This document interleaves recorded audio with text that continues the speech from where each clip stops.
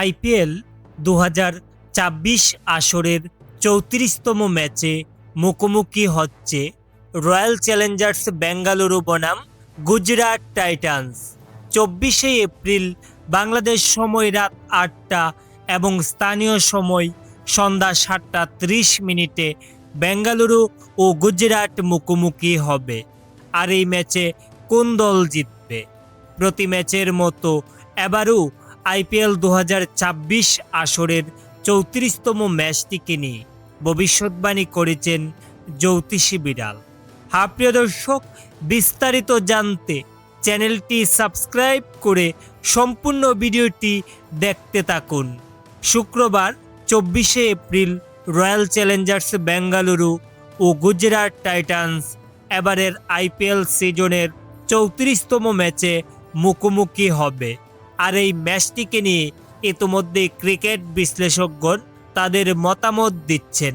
এদিকে দর্শক, এখন পর্যন্ত আইপিএলের চলতি আসরে রয়্যাল চ্যালেঞ্জার্স বেঙ্গালুরু ৬টি ম্যাচ খেলে মাত্র ৪টিতে জয় নিয়ে পয়েন্ট টেবিলের ৩ নম্বরে অবস্থান করছেন।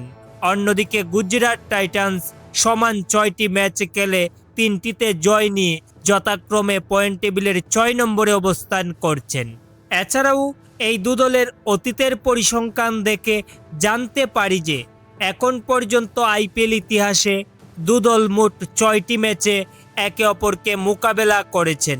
এই ৬টি ম্যাচের মধ্যে বেঙ্গালুরু ৩টি এবং গুজরাট ৩টি ম্যাচে জয়লাভ করেছে। তাই তো অনেকেই আইপিএলের ৩৪তম ম্যাচে এই দু দলের হাড্ডাহাড্ডি একটি ম্যাচ হতে যাচ্ছে বলে মনে করছেন। এদিকে দর্শক, সবকিছু পর্যালোচনা করে আইপিএল ২০২৪ আসরের ৩৪তম ম্যাচটিকে নিয়ে জ্যোতিষী বিড়াল ভবিষ্যৎবাণী করলে জানতে পারি যে এই ম্যাচটিতে বেঙ্গালুরু জিততে চলেছে। তো প্রিয় দর্শক, আইপিএল ২০২৪ আসরের ৩৪তম ম্যাচটিকে নিয়ে আপনাদের মতামত কি? কোন দল জিতবে বলে আপনি মনে করছেন তা অবশ্যই নিচে কমেন্ট করে জানাতে ভুলবেন না। ধন্যবাদ সবাইকে।